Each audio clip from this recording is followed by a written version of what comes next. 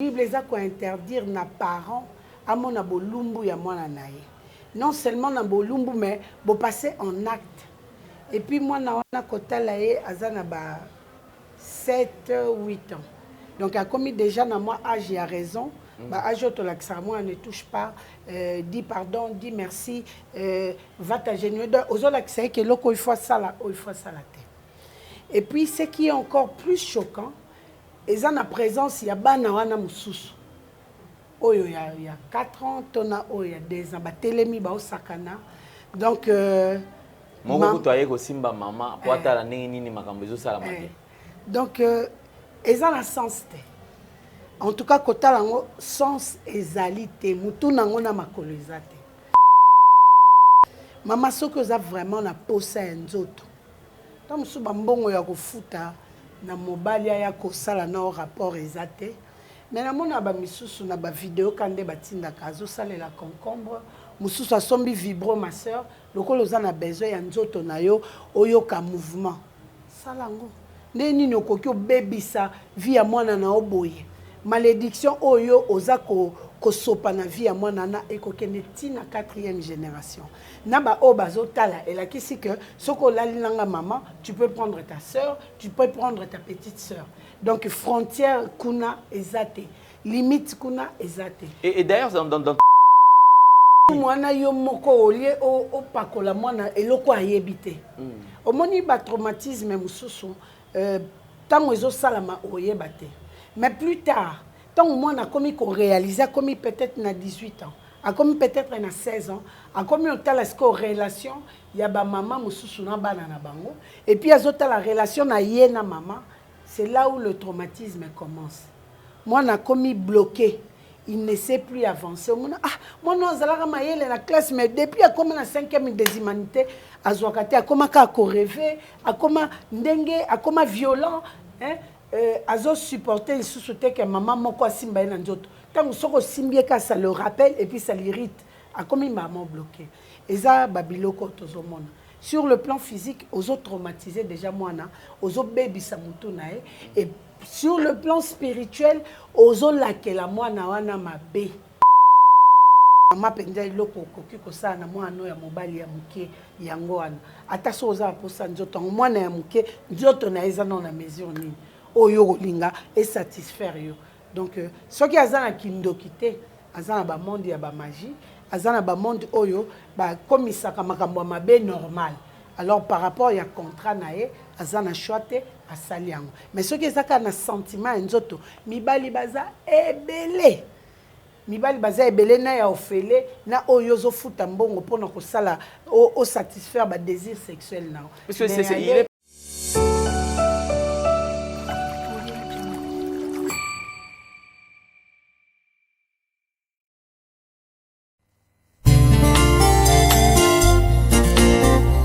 Merci Jésus-Christ, l'abattoir d'amour. Vraiment, quand il m'a causé au capote, pour la vie à moto, et ça va sauver, et ça va m'abattre. Nazana mbongote, oya kosomba vie. Bongo ya kosombela kalipa yeza pasi. Bongo ya kobandaka kofuta, pona masumu na ngai. Nalingaki ozwa ngo wabe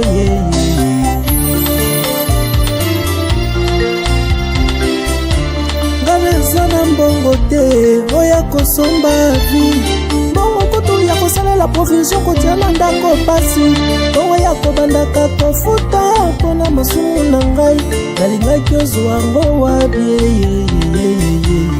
nasombaka ntaba mobimba nasombaka ngombe mobimbe pona kende kotumbango pona zwa bolimbisami ya masumu na ngai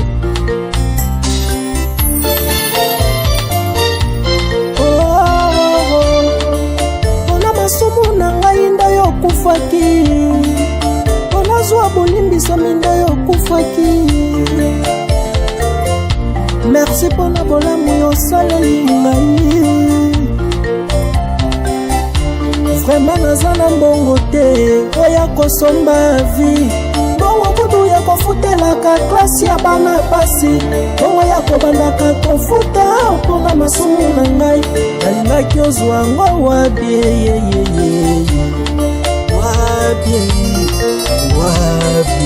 nalingaki ozwa ngo wabie. Votre magazine, mesdames et messieurs, vous qui le suivez sur Nouvelle Tendance Télévision, culture d'excellence au rendez-vous. Nous commençons cette semaine avec beaucoup plus de chaleur, beaucoup plus d'amour. En tout cas, toutes les bonnes choses à vous qui me suivez et bonne fête à toutes les mamans, vous qui respectez le principe d'être femme.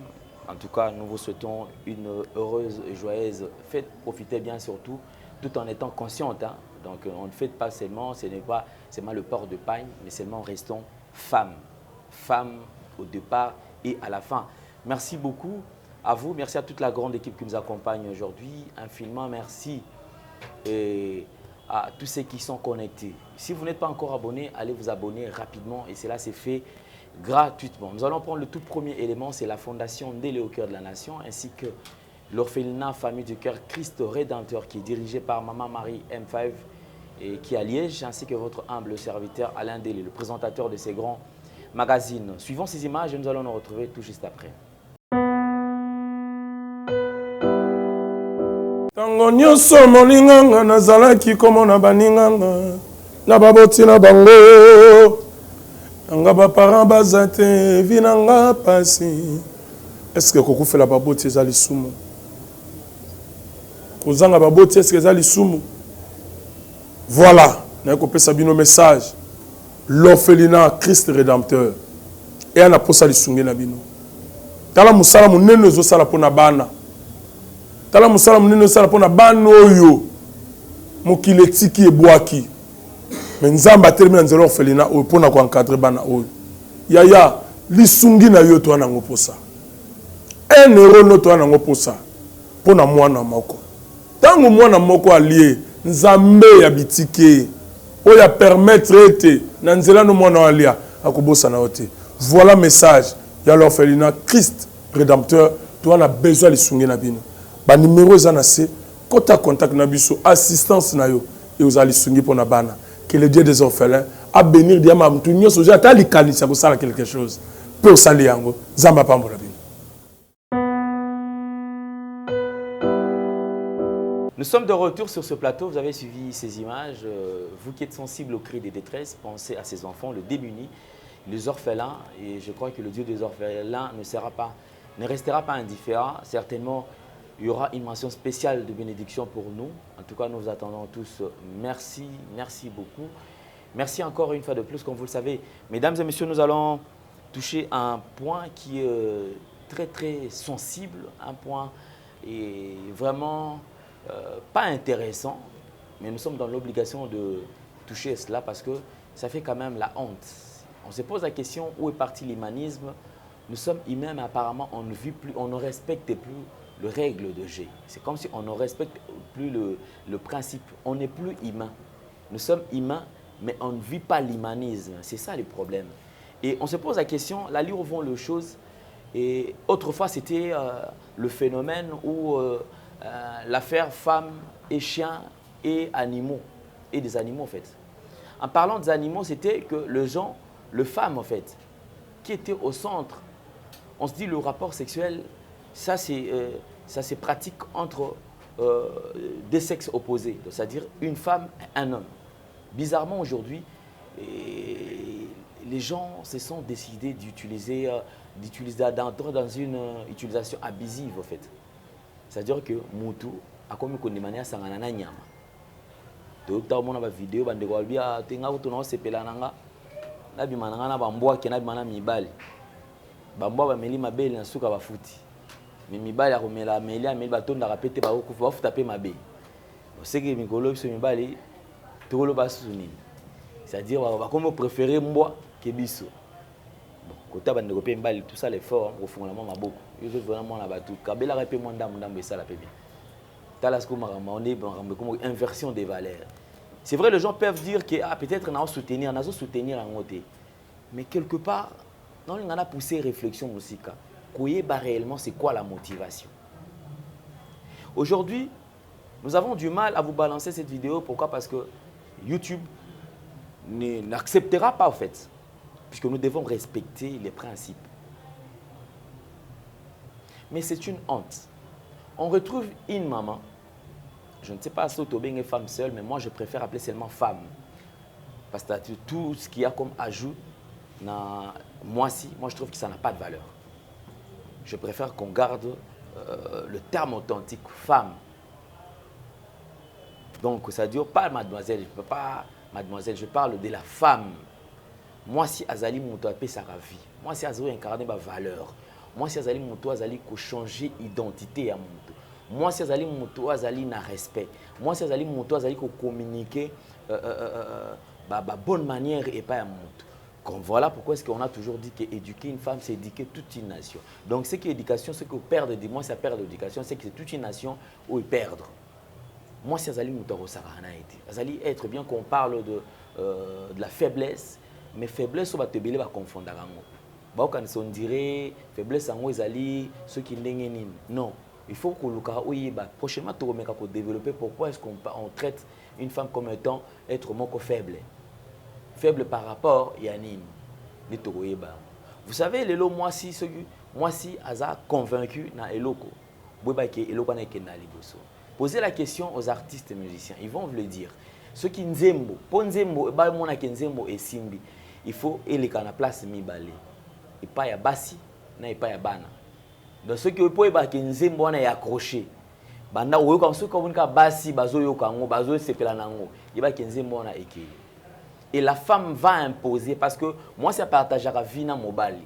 C'est-à-dire au fur et à mesure que mobali a dit que nzembo ngal moi c'est nga yo kango moi trop. Et comme peut que ça communiquer moi goût mon robot. Au moment où on a vu ce mobali au fin quelque part en train de aux hommes et la moi quelque chose en train de prendre de l'air ba nzembo mon robot. Yo mala moko lui DJ pardon, tika nzembo na. Et mutozo tenir au compagnon poser question à Olinga kango à l'obité je pense à ma femme. Mère alinganze mwana fort. Donc tika na yo katanze mwana parce que et consolenga. Donc au moment où babeti nzembo on a pensé mbala moko na ye. Donc la femme azali muto azali ko influencer. Raison pour laquelle nous avons toujours lutté à ce que et même temps on va le oh moi de la femme, moi personnellement on sonne en tout na babasi. Moi on la kisaka nini, ezalaka nini au juste au moins va te belé ça dit ote eza moi balata ma puta. Ote eza moi oyo il faut que tu ça ma pour te belé. C'est-à-dire que les gens sont encore jusque-là baza bornés. Bazo iba pena makambango mingité. Comme toi tu as un problème en communication. Parce que awa na kisasa pour communication et kende musika to yebi yango. Courant ils la raté. Alors c'est très difficile tout le monde a que communication au stopper cette information et kende. Mingi au moins mutoza na mikili poto azo informer mutoza na Congo. A tout na muta Congo oui que yelo accident mo salama ki place pour mutoza na Congo a tout ne côté Ninoana, autre place pour vraiment on a habité.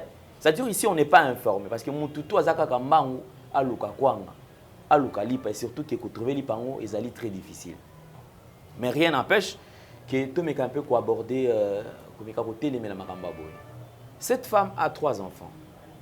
Na kati a 3 enfants na azali na bana mi balé à basi. Et ce to lingi total alandisi bana. Âge ya bana oyo oya muke oyo ya mobile ya liboswana aoki kozala na ba 8 ans ba 7 ans 8 ans oya muke ya mwasi aoki kozala na ba 5 ans 4 ans o pe oya muke makasi oyo aoki kozala na ba 3 ans ndeto komona ata ba 2 ans et demi. Et les lots ça nous écœure, ça nous fait ça choque, ça dérange.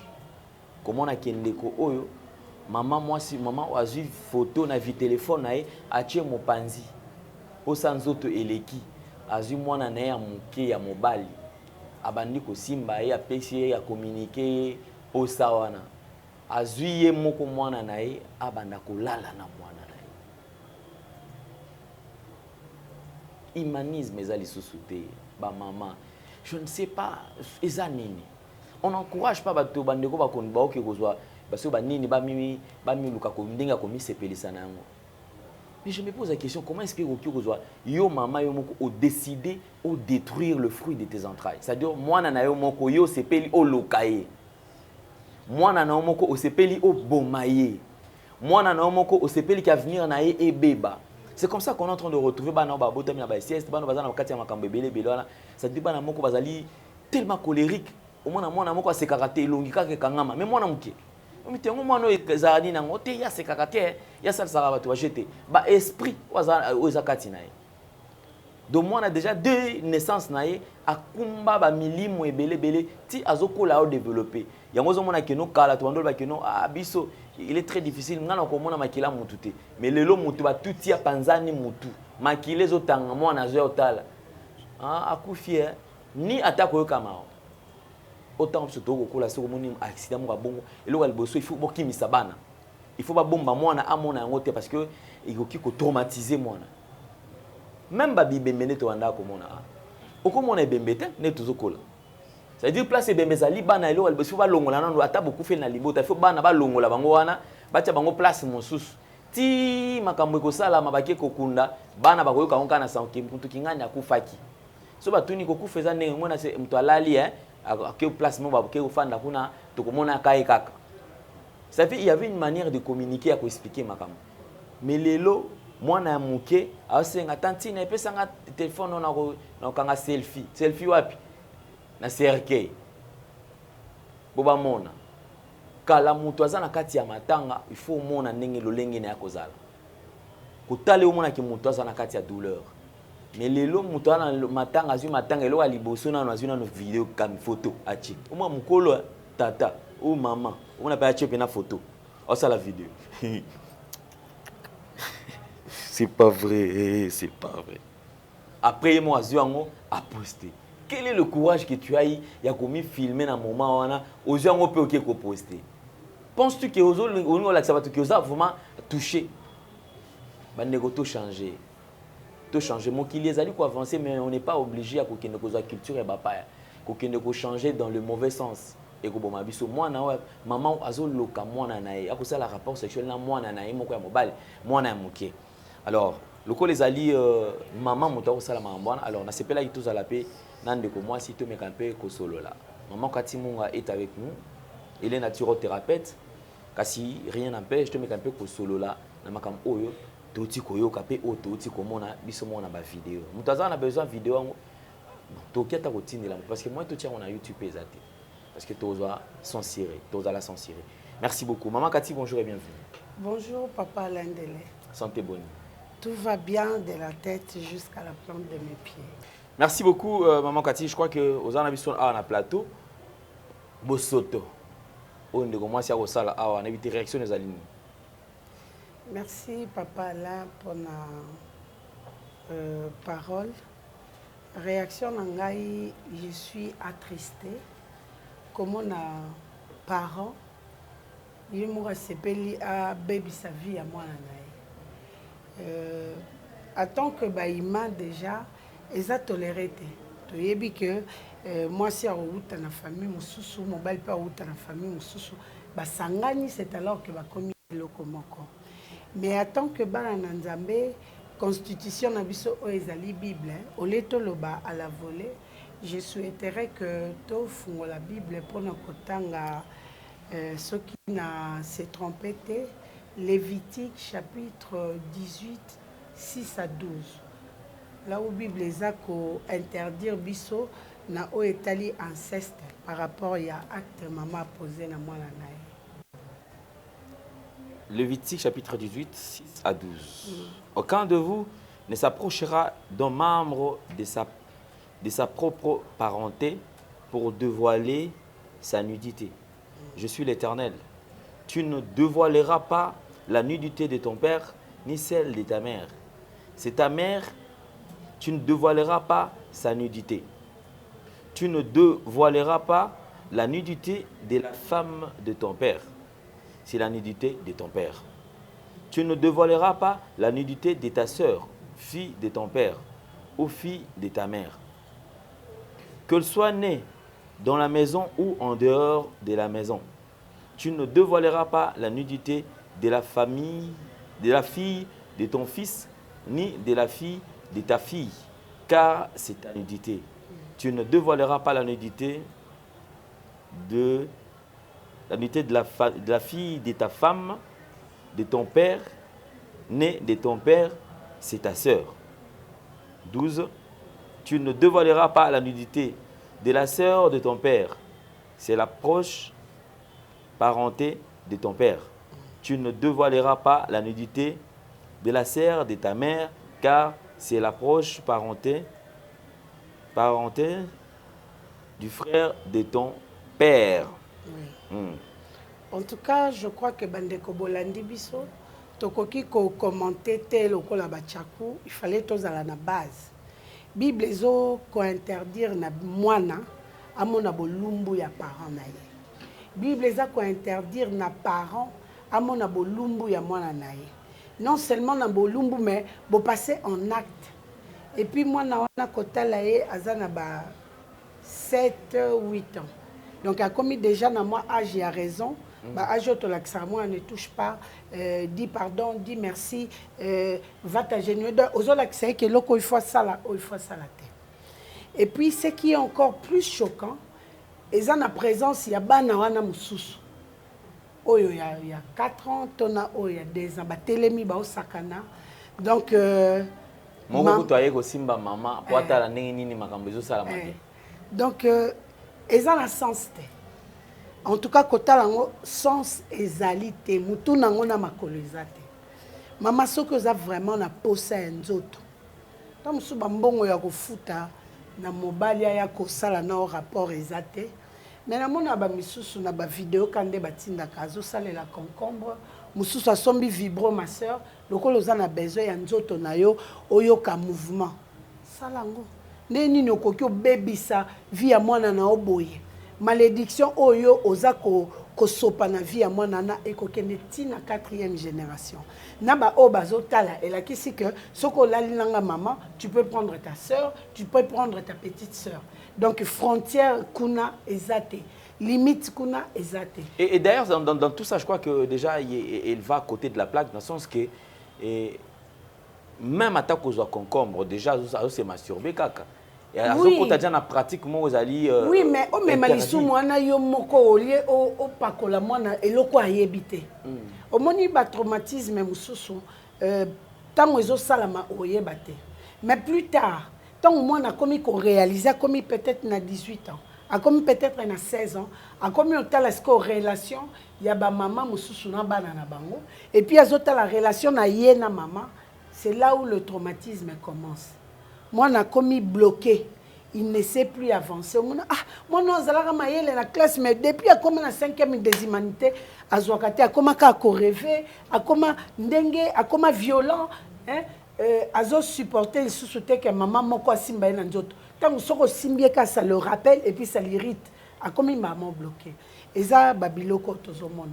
Sur le plan physique, aux autres traumatisés déjà moi, aux autres baby samutunae et sur le plan spirituel, ozo lakela mwana wana mabe. Ozo lakela mabe ba pratique ozo lakisa ezana no ya âge na été parce qu'il n'a que 7 ans et lobby a rosala ngona leki na ya moi si parce que pendant que yona e bozalaki présent, bozalaki en acte, le cerf était là. Donc akosala ngona moi si na ya akosala ngo yango mona mibali mususu azobima na moi si na ye na bandeko ya moi si na ye voire même na mama bokilo. Parce que pas na yezaki nango normal et pas na bango bakola bongo ozolo bate mobali azana bakisi alinga komona baleki nanga te abima na bango adragati na mama bokilo parce que na mama na ye alakisa que eza normal ba biloko yo tozalaka kobanga yango na kala biloko tozalaka koyoka somo na kala lelo ekomi nango biloko moko normal kaka ndenge ozoloba inversion des valeurs humanisme et célibato pour na plaisir moko ya temps muke muto abebisi à venir na ye comme si lobi ekozala te tozo vivre na se na moi oyo il faut toyeba ko transmettre ma valeur na bana parce que tant que tozolo ba éduquer une nation une femme c'est éduquer toute une nation ta la nation na ndenge baby ndenge asali bongo a baby sinon nation na ye et bango pe bako kende ko transmettre seulement le même chose parce que c'est ce qu'ils ont appris. Donc tozo bomma mokili kaka biso moko Jésus Christ ata soka zaki na idée ya koya lelote akomi pressé ya koya po makambo ezobeba du jour au jour makambo ba nouvelle ya mabe ekomi ebele par rapport ya ba nouvelle ya malamu mama penza eloko okoki kosala na mwana ya mobali ya moke yango wana ata so oza posa nzoto mwana ya moke nzoto na eza na mesure nini oyo kolinga et satisfaire yo donc soki aza na kindoki te aza na ba monde ya ba magie aza na ba monde oyo ba komisaka makambo mabe normal. Alors par rapport ya contrat nae azana choite asali yango mais soki ezaka na sentiment nzoto mibali baza ebele na ya ofele na oyo zo futa mbongo pona ko sala au satisfaire ba désir sexuel na parce que il est peut-être que ça la difficile et pas mibali parce que un homme aborder une femme pendant que nous singa et ba ki go sanga na nzoto c'est vrai ils ont comme moi procédure ceux qui bon te sengela qui devait ba o ba sala commerce on va ça la kindumba kindumba peut go singa kuna mbongo mais je ne pense pas qu'une femme qui a des difficultés ma casse parce que la femme déjà rien qui en passant déjà azana ba tout ba solliciter mais ceux qui a besoin réellement à quoi ils s'amutu azana moins facilité à quoi ils s'amutu parce que nous les femmes nous sommes des influenceurs. Moi, si j'ai une facilité à convaincre, ngai peut-être na ba contact na ngata on nazaki koko là ce ba tindinga to na ke koluka service, je m'approche facilement chez les hommes parce que na mon courant et moi sinon mobile ça passe facilement. Au moni biso bala basi d'abord on se boude à l'axanini à tout nanga lo bananga o sale nanga ba fier. Au moni tozara déjà na ba prétention. Or moi na mobile déjà tant moi si azo poussana ça apporte la gaieté. Je trouve que contact ya moi si na mobile c'est plus facile. Tant aux un poste à nzoto vraiment mibali akoki koza na ba principe akoki koza na ba critères mobile ya ko ya ka liboso moi si. Samsoti batiela ka ba piège ya ndenge na ndenge moto akoisa e moi si kaka. Pour dire que moi si toza ba être faible mais nzamba dota biso na puissance. Nzamba dota biso na ba capacité o que mobile akoki résister. Kende luka mibali baza ebele oyo yo koki ko se faire satisfaire mais okoki olakela mwana na mabete et puis moi ngozo seka il trouve normal donc il est dans l'innocence mais plus tard tant okola ça va le bloquer parce qu'il sera traumatisé. Effectivement, merci beaucoup maman Cathy. Un petit conseil quand même au la caméra droit enfin que OP ça conseil na ba maman. Oui. Je crois qu'il y a une génération il y a bandeko basi moko bonikolo ba na kati ya vitesse ya makambo c'est-à-dire que au moins mon comme soit zui moi na ne moko moi si azozwa osala pipe azosiseye sexe na ye après ye moko fandi asimbi simbi tango comme une érection maman a radio sekadi aza mobali etala maman sala c'est-à-dire pour na azo filmer ils ont une catégorie c'est-à-dire blelo jeune fille abota na moi avant moi na mobali akoli mais a comme si moi na moko mobali na ye alors conseil quand même bandeko ba maman surtout qui ne balwa ote moi ngo ba ko luka ba valeur ba bandeko basi mbote mingi na bandeko balandi bisika bozali kombo na ngai maman Cathy Munga nazali naturothérapeute nazali ko soigner au moyen de plantes naturelles nayaka awa en tant que experte nayaka awa pona ko sala ki danger te nayaka awa kaka pona ngolu nzamba sali katinanga ça ne veut pas dire que na ba mabota to uti ba défaut to ba gaffe to ba désavoir ezali mais tokoki ko garder boyebi na se amesate parce que bato mususu bako bénéficier nangote nayaka awa pete po nayeko lakisa que bino boyebi eloko tenga nde nayebi ebelete nayaka kaka poto partager to sunga bandeko peut-être baza na ignorance bayeba que eloko ozo sala eza mabe eloko ozo sala eza malamu toza na kaka te pona ko condamner toza pe pona ko encourager bato baza dans le bon ba avancer ba continuer et puis ba influencer parce que tant toza ko influencer na makambu ya malamu tozo diminuer mabe na société caractère oyo za nango na ndako na yo soki eza mabe e ko influencer pe na société parce que okende musala caractère na wana e ko gêner ba collègue na yo okende église caractère na ona ekogene ba collègue na yo okokende na libala caractère na yo ekogene belle famille yango tolingaka to arrêter hémorragie ezala te ke comme à trop tard c'est vrai que na banda ku mususu bozui ba temps ya ko apprendre ba bonne chose te na banda ku mususu bokoli kaka lokola na mupepe mais n'empêche au apprendre okoki ko apprendre na télé ndenge tozo sur le laboye okoki ko apprendre na église okoki ko apprendre na entourage na yo conseil na koki ko pesa na ba parents pona acte oyo et touti kolanda to pesa ba valeur na bana na biso l'avenir c'est la jeunesse biso tozo kende na kokola bana na biso nde bakozwa ba relève bana na biso lobi nde bakolakisa eloko nini baprenaki bisika bazalaki alors lakisa mwana nzela ya nzambe eza na sécurité ya munene okoki kozwa te na société okoki kotanga te na société mais nzambo atiaka badon na batalent kati na biso don wana na talent wana nde ekokomisa o mutu lelo soki nga na bimi liboso na bino na bimi te parce que naza ingénieur na programmation et analyse non na bimi liboso na bino parce que nzamba tiaki don kati nanga au travers de plantes naturelles pour na kosunga alors c'est mieux to la kisaba na nzela ya nzambe la kisaba na biloko eza important oyekoki kosunga e lobby dans la société parce que bisonde toza ba porteur de vie bisonde to memakaba na 9 mois bisonde to pasaka beaucoup plus de temps na ndaku na bana pendant que les papas sont partis chercher bisonde to zwaka temps ya ko éduquer alors ndenge adage lobaka soki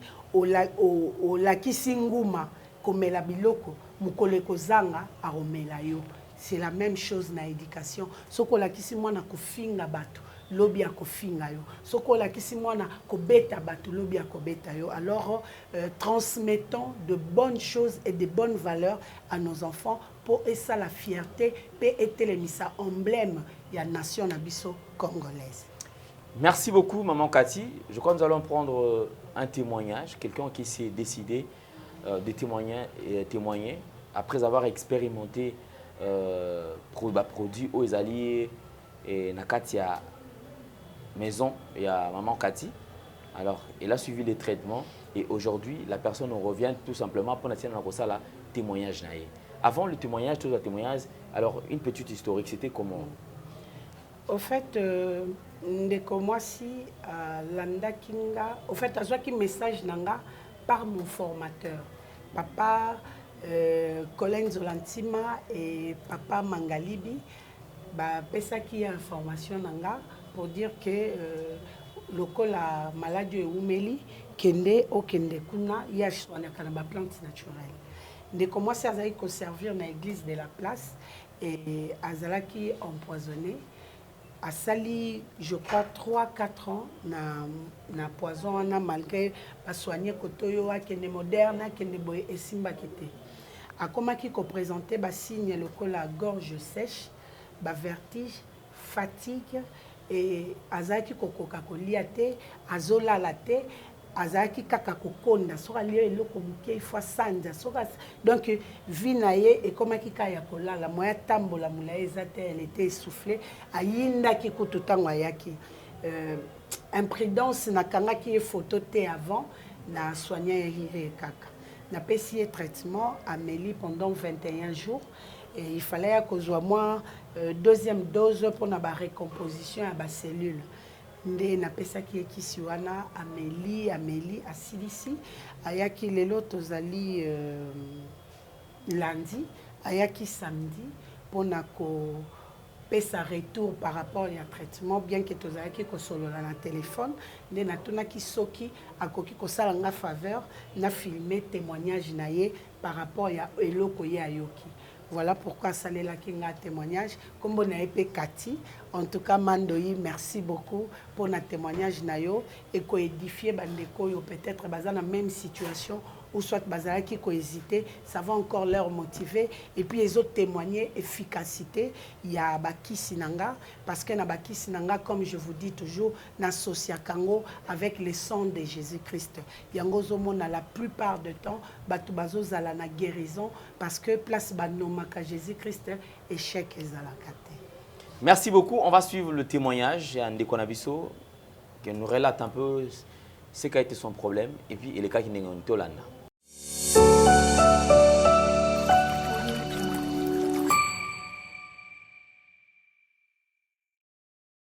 Bonjour maman Cathy Mandoi. Bonjour. En tout cas, nalingaki yo moko pesa témoignage na yo parce que eza quand même ngolu ebele bazo bima bamboka libanda ko soigner poison suite pe monanité mutu pa zongi akufi ebele pe batu baye ko sutuka na retard. Na pamboli penza papa mangali bikotinda ona nzela nanga yango lelo lokola ba résultat monani na liyo moko s'adresser na bandeko bayoka témoignage na. En tout cas, bandeko, bon, ma mission sur la canceranie, maman a flatté, maman flatté, a pesé un peu mon Au contraire, on a une Nazara qui a difficulté en casse, Nazara qui est empoisonné. En tout cas, il y avait bata ebele na kei na batraitement ndenge na ndenge esimbaki te. Alors juste le 4 janvier l'année oyo nayaki koya epai ya mama ndenge nazalaki napesaki age nanga mama kuta ndimi te tellement ke maladi donc omwa nzoto ezokita ndimaki kutu te mais n'espace ya 4 janvier na lelo oyo. En tout cas, vous allez le 4 mars aussi. En tout cas, mais toutefois, ce que je vous dis, c'est vrai. Maman n'a pas molalo. Amen. Nazala qui empoisonné, maman consulté kinga. Mais ayebisa kinga juste que il y a pour le mingi na joie juste bakisi. Maman salenga bakisi, na bandi bakisi.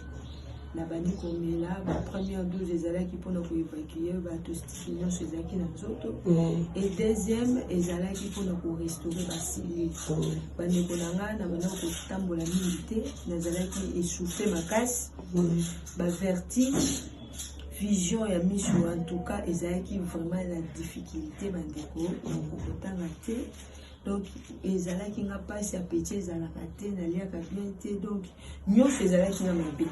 Autant pour moi mukie distance à mukie kaka bo pema mukuse alors là on a bandi ba traitement oyo ba bizo ko na nyonso en tout cas ici que oyo na teinture zongi donc nyonso na munene ba bizo ba moninga wa bazo kamu nyonso ezongi en tout cas bandeko bo hésiter les locotés. Maman a juste sur base ya ba bio eza nango kinga na tele mususu ko kanisa ba mbikudi ba misa ba tongola eza ko tongola te juste kana ba kisi na e o ozomona yaya en tout cas nzambe apambola o mama na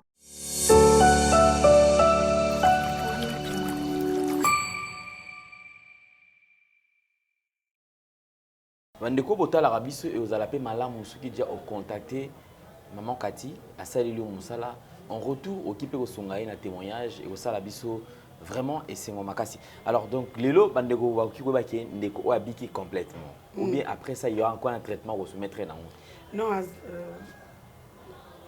Abiki complètement. Et ça, quand on est toujours garde-fou. Abiki, tu bomi toxine, tu recomposer les cellules. Et ça, on a antibal.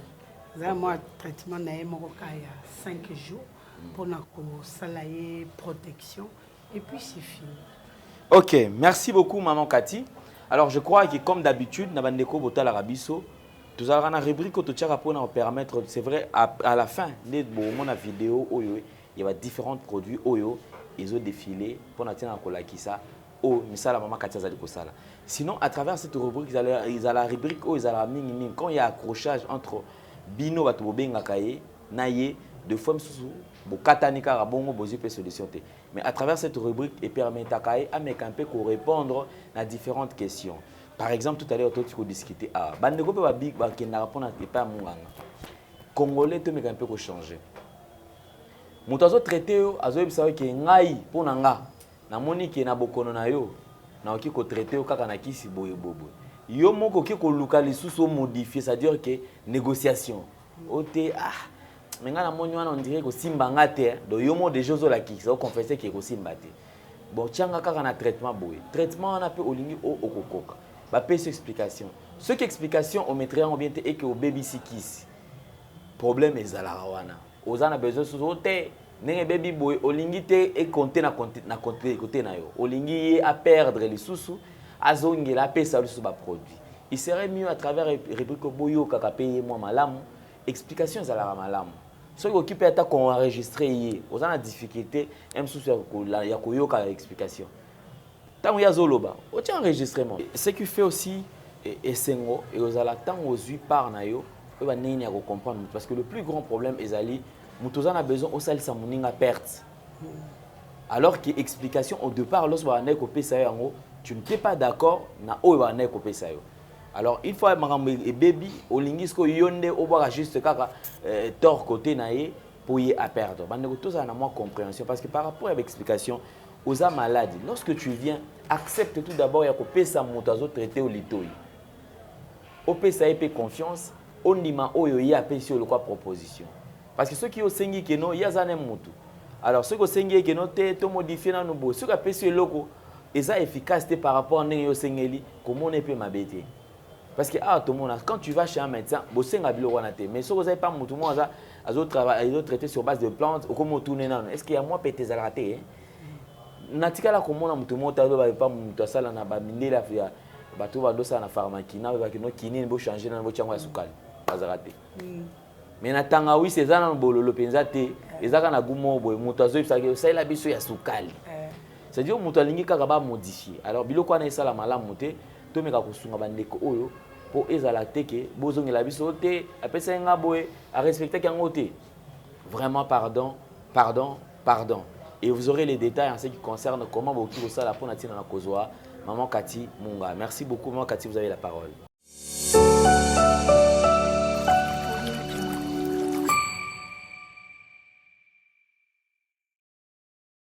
Mbote mingi bandeko balandi bisika bozali kolanda biso pona bato bakolandanga pour la toute première fois kombo nanga maman Kati Munga nazali naturothérapeute. Nazali ko soigner au moyen de plantes naturelles. Nazali bongo na commune Yangaliema, na quartier Kinsuka Pêcheur, avenue Maïndombe numéro 99. Référence carrière Carré Grèce. Kuna na yambaka de 6h à 9h30. Consultation 15 000 francs congolais. Numéro de contact nanga ezali 00243 82 20 000 12 à la fin. Na bandeli 00243 82 20 000 12 nasuka. Na sengi na binobo s'abonner massivement na chaîne YouTube nanga na kombo ya CM La Nation Puissante. To suki wana te to kei na page Facebook nanga na kombo ya CM La Nation Puissante officiel. Deuxième bureau nanga eza na commune ya Kalamu na quartier Matonge sur l'avenue Ikelemba numéro A9. Référence complexe scolaire Philadelphie. Kuna na yambaka de 12h à 14h30. Consultation 15 000 francs congolais. Na salaka de lundi, mardi, mercredi, jeudi et vendredi. Samedi, dimanche, na salakate pour na repos. Bandeko oyo bozo benganga, en tout cas bozala motema malamu, bozala gentil, parce que ngai naza wana kaka pona kosunga bino au moyen de plantes naturelles. Mais nazo sepelate na langage o bozo tenir koloba que bandiete ka ya bokoko ozo chango cher bongo. Zambe za munene soko monique yanga eza cher okota na nuzamba oke oluka nzete osala formule totala soko obimisa même kisi eza malamu te eza musala nanga boza censé bo respecter musala nanga nga pe naza censé na respecter bino tant bokendaka ba pharmacie moderne na mona mutu moko te akenda na pharmacie akio discuter kisi prix kaka ba pesa rabiso yango wana ka tosombaka oke na pharmacie meli kisi oyoki pe lokote ozonga kuna te na pharmacie to epa docteur olobake kisi komelenga mabe bazongisela ngambongo eza malamu te to se respecter respect ezala mutuel ngai nazosala kisi nga avec intellectualisme nazo réfléchir nazo sala ba formule oyo que ceux qui yoye kosomba kisi obika mais toi à ton retour tu viens pour cracher sur mon travail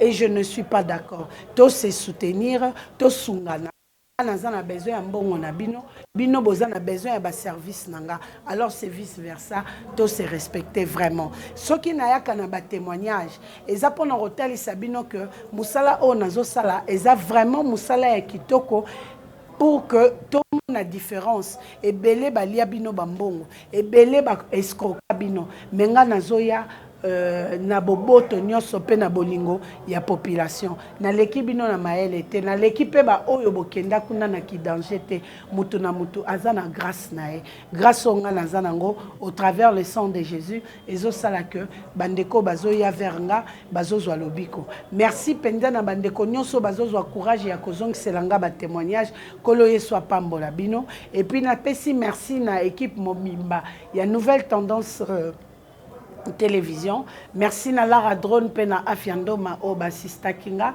merci mingi na évangéliste Michel Ekuchu na kolembaka te kosenga yo merci pona musala oyo zo sala na musala nanga pona port na yo na ba activité nanga ce n'est pas un slogan mais ça vient du fond de mon cœur et puis na pesi merci na famille Munga famille Mukoka famille Sengambo pona port na bino bondima kozala ba kobai ya maison chez Kati sans bino qui se koki kobimate sur la voie publique merci pour na soutien wana merci lisusu na famille Cursus Honorum de Lizipa pour na soutien na bino na ba partage na ba story na ba statut pe merci na équipe mobimba ya maison chez Kati pour na musala kitoko ongai na bino tozo sala ensemble soki kolo Yesu azongite ndeto mona nimbala ya sima bye bye.